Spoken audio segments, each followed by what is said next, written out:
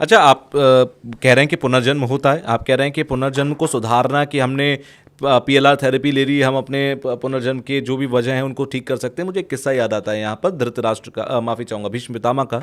जब वो बाणों की सैयों पर लेटे हुए थे और जब कृष्ण से उन्होंने पूछा कि भाई मेरे कौन से जन्म का पाप है, तो कृष्ण ने उनके जब पुनर्जन्मों को देखा तो 100 जन्म पहले एक उन्होंने सांप फेंका था साइड में, वो राजा थे और उन्होंने रथ के आगे एक सांप था, सांप को साइड में फेंका, वो कांटों में जाकर गिरा और वो किस्सा वहां पर आया कि भाई वो कर्म आपका था जो आपको यहाँ बाणों की सैया पर लेटना पड़ा। ये किस्सा मैंने सुना हुआ है। क्या आप ये मानते हैं कि पुनर्जन्म की, भले ही 100 जन्म पहले आपने क्यों ना गलती की हो, वो आपको भोगनी पड़ेगी और उसे बदल नहीं सकते? Absolutely correct. सो यहां पर आपने बोला बदल नहीं सकते, यही तो हमारे शास्त्रों का एक हमें देन है, जिसको मैं बोलता हूं कि लॉर्ड शिवा द्वारा जब वो माता पार्वती को एक्सप्लेन कर रहे थे। Let's take an example. हम एग्जांपल लेते हैं साहब अमिताभ बच्चन साहब का। ठीक है। बड़े सारे लोग इनकी भी पास्ट लाइफ रिग्रेशन करते हैं और अलग अलग बातें बोलते हैं, तो हम चाहते हैं कि कर्म विपाक में क्या बताया गया। तो अमिताभ बच्चन साहब का जो जन्म है, फॉर एग्जाम्पल उनका जन्म नक्षत्र जो है वो स्वाति नक्षत्र, एक पर्टिकुलर पदा में।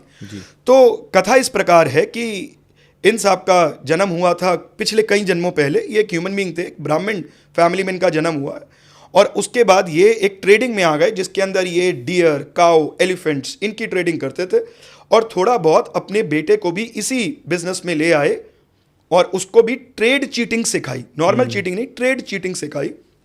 पैसा इतना ज़्यादा आ गया और ये मटीरियलिज्म के अंदर डूब गए और ऐसा करने के अंदर ये बहुत सारे पराई स्त्रियों के संबंध में भी आना शुरू हो गए। So kind of a विमेनाइजर।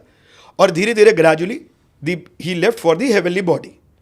अब साहब इनके पेंडिंग कर्मा इस जन्म में ज़रूर किसी ना किसी रूप में इनके सामने आएंगे। अब इसको डिकोड करने की कोशिश करते हैं कि what does the Rishi wants to say. यहां पर लॉर्ड शिवा माता पार्वती को बता रहे हैं कि जब ऐसा इंसान दोबारा जन्म लेगा, ब्राह्मण यानी कि नॉलेजेबल पर्सन होगा, उस समय में गाय, घोड़ा, गाड़ी, हाथी ये ग्लैमर की चीजें होती थी। इस जन्म में वो ग्लैमर वर्ल्ड के अंदर अपना नाम कमाएगा। बहुत सारी पराई स्त्रियां और बहुत सारी जो ऑपोजिट जेंडर है वो उनकी तरफ अट्रैक्ट होंगे और वो फिर से उस पेंडिंग कर्मा जो उन्होंने गलत किया था, क्योंकि ब्राह्मण is not a trader and the ब्राह्मण शुड मेंटेन हिज कैरेक्टर, जो उन्होंने नहीं किया था, इस जन्म में उनको सीख के रूप में कोई ऐसी घटना घटित होगी जो उनकी लाइफ को ट्रांसफॉर्म कर देगी, उनको एक लेसन टीच करेगी। ऐसा ही कुछ हुआ साहब। कुछ 80s के अंदर ही मेट विद एन एक्सीडेंट और उसके बाद कंप्लीटली उनकी ईटिंग हैबिट्स बहुत प्रिंसिपल ओरिएंटेड हो गए। वो आज आपके और मेरे जैसे नॉर्मल खाना नहीं खाते हैं और कहीं सालों से नहीं खा रहे हैं। And he completely became a family man और उनका अपनी फैमिली की तरफ ध्यान हो गया। लेकिन साहब उनका बेटा, उनका आगे की उनकी जनरेशन, वो उनकी फील्ड में उतना नाम बना नहीं पाए। वो किसी और फील्ड में बेशक पैसा कमा ले बट उस फील्ड में नहीं कमा पाएंगे। अब साहब ये तो हो गया उनका पेंडिंग कर्म और ये उनको भुगतना ही पड़ेगा और ट्रांसफॉर्म होना ही पड़ेगा after the lesson is being taught by the universe. लेकिन पहले पेंडिंग कर्मा जानने का मतलब ये होता है कि लॉर्ड शिवा वांट्स कि आप अपने कर्म को पहले ही जाने और उन्हें पहले ही सुधार लें, ताकि आप उस अनिष्ट के भागीदारी ना बने, उस कठिनाइयों से ना आप निकलें जो आप पिछले जन्म से आपकी सोल उस बैगेज को लेके आ रही है। अच्छा, कोई जानना चाहे कि भाई मैं जानना चाहूँ कि मेरा पुनर्जन्म का क्या कर्म था, या मैं ये जानना चाहूँ कि मैंने ऐसे कौन से कर्म किए थे कि मैं आज यहाँ पॉडकास्ट कर रहा हूँ, या मैंने कौन से जन्म किए का कोई सा पाप है जो आज मैं ये दुख भोग रहा हूँ। क्या इंसान के लिए ये आसान है? क्या इंसान के लिए संभव है कि वो अपने पुनर्जन्म में जाकर ये सब जान सके? देखिए सब पुनर्जन्म में जाके जान सके ये शास्त्रार्थ नहीं है। हमारे हिंदू स्क्रिप्चर्स के अंदर कहीं पर भी ये मेथड नहीं बताया गया कि आप कैसे जा सकते हैं। हाँ, पतंजलि द्वारा एक योग माध्यम बताए गए हैं जिनके थ्रू आप अंतर ध्यान करके आप ये जान सकते हैं। बट सब आज के मटीरियलिज्म में, राहु डोमिनेटेड दुनिया में कोई उतना अंतर ध्यान कर सकता है, क्वेश्चनेबल है।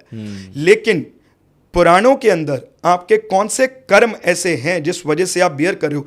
आज के डेट में आप देखें बहुत अच्छे एक जातक और एक जातिका है, उनका बच्चा जो है वो ऑटिस्टिक हो गया।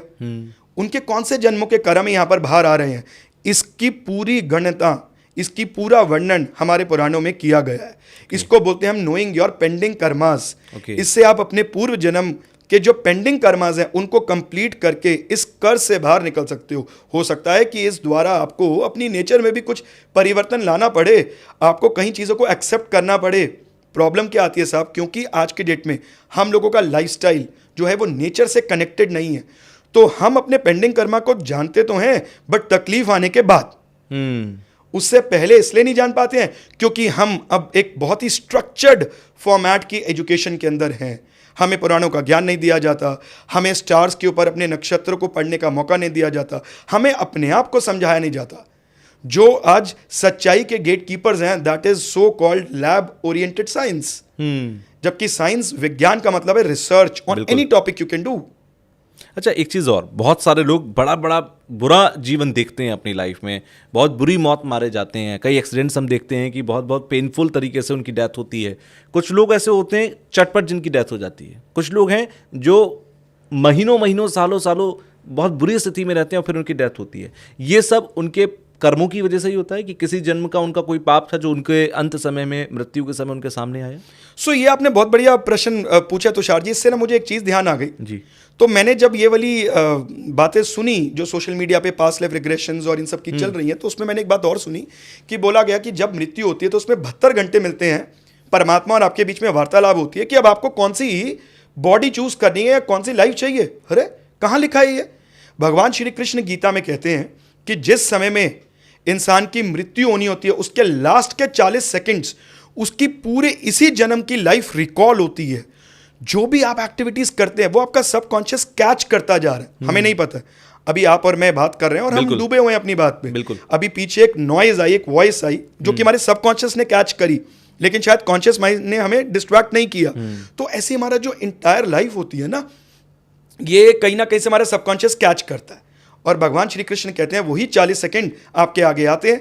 अब उस 40 सेकंड में अगर आप सारा समय पैसा पैसा पैसा सोचते रहेंगे तो उस 40 सेकंड में आपके दिमाग में पैसा आएगा, अगली जून आपको सर्प की मिलेगी। जो इंसान बहुत ज्यादा मोह माया, हाय मेरा बच्चा, मेरे बच्चे का मेरे बाद क्या होगा, पितरी मोह, उसके अंदर डूबा रहता है, उसको सुअर यानी कि पिग की जून मिलती है, एंड सो ऑन। अच्छा। अब तो सब मृत्यु हो गई।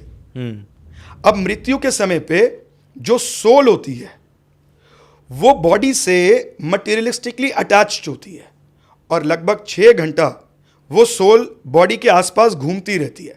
ऐसा गरुड़ पुराण में इसका वर्णन किया गया।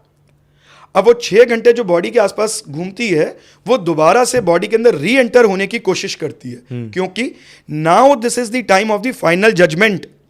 अब जो भी आपने कर्मों के लिए आपको जीवन मिला था, क्या आपने वो पूरे किए, वो आपके आंखों के आगे आ रहे होते हैं या सोल उसे रियलाइज कर रही होती है।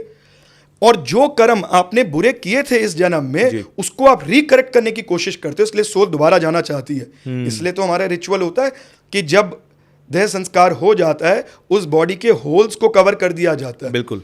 आईज को बंद कर दिया जाता है, नाक, कान और इन सबको बंद कर दिया जाता है, सो दैट पर्टिकुलर सोल और भी अन्य सोल आसपास घूमती हैं, that should not enter the body. Okay. मूल आधार चक्र लेग्स को बांध के उसे भी बंद कर दिया जाता है। अब साहब यहां पर बात यह आती है कि मृत्यु के समय कष्ट कौन सा और कौन से प्राणियों को होता है। तो ऐसा बताया गया कि जब आप प्राण निकलते हैं इस शरीर से तो वो कोई ना कोई होल से निकलते हैं। सो जब एक जातक अपनी मदर के गर्भ में होता है तो सोल एंटर हमेशा हेड यानी कि क्राउन चक्र से ही करती है। अच्छा। लेकिन निकलने के 10 होल्स बताए गए हैं। तो उनमें से ऐसा बताया गया कि सर्वश्रेष्ठ जो इंसान बहुत अच्छे कर्म करता है, परमात्मा से जुड़ा रहता है। अब यहाँ पर कर्म एक बहुत बड़ा क्वेश्चन मार्क है। जैसा मैंने आपको बोला कि अगर आप बहुत ज़्यादा मोह में हैं तो ये आपके अच्छे कर्मों की श्रेणी में नहीं आने वाला है, क्योंकि वही आपके सबकॉन्शियस में घूम रहा है। तो साहब अच्छे कर्म करता है, परमात्मा से जुड़ा रहता है, नेचर सोसाइटी के लिए काम करता है, या किसी भी विषय में वो एक धर्मात्मिक है, बहुत उच्च कोटि का इंसान है, ऐसे जातक के जो प्राण हैं वो उसकी थर्ड आई क्राउन चक्रा से हेड से निकलते हैं। अच्छा। निकलने का मतलब क्या होता है? मतलब कैसे पता लगता है? पता कैसे लगता है कि सोल निकलती यहाँ से निकले? कोई जान सकता है कि भाई इस बॉडी से कहाँ से प्राण निकले? हाँ, इसकी तो बहुत रिसर्चेस चल रही हैं। अच्छा।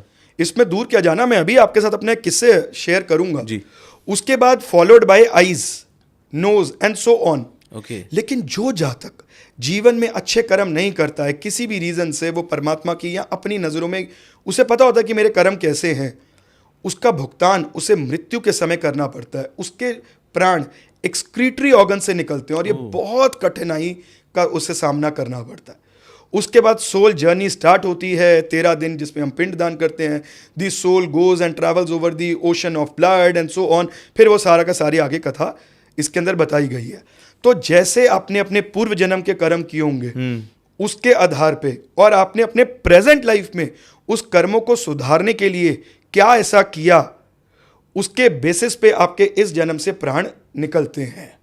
यहां पर आप बहुत बार देखेंगे कि आपकी नज़र में ऐसा आपको देखने को मिलेगा कि यार मेरा XYZ रिलेटिव है अभय जी, मैंने इसको कभी कोई बुरे कर्म करते नहीं देखे, बट इसने बहुत सफ़र किया यार अपने लास्ट लाइफ में। बिल्कुल। लास्ट पार्ट ऑफ जो लाइफ होता है, हाँ। जब ये डेथ बेड पे था, इन्होंने बहुत सफ़र किया है। तो यही है पेंडिंग कर्मास। अगर आपके पेंडिंग कर्मा पूरे नहीं है तो डेफिनेटली साहब आप इस जीवन मृत्यु की जो शरणी है, जो साइकिल है, इससे आप फ्री नहीं होने वाले हैं और उतनी ही कठिनाइयों का सामना आपको करते रहना पड़ेगा। तो यहाँ से बचने के लिए हर किसी को अपने पेंडिंग कर्मास जानने चाहिए, बस इतना ही जानना चाहिए। ज़्यादा पास्ट को खंगालना मुझे लगता है कि शायद वो डेंजरस होता है और वो नेचर और हमारे परमात्मा ने हमें उतनी अलाउंस नहीं दी है, और अगर दी है तो आप उतनी उस लेवल की योग माया सीखें।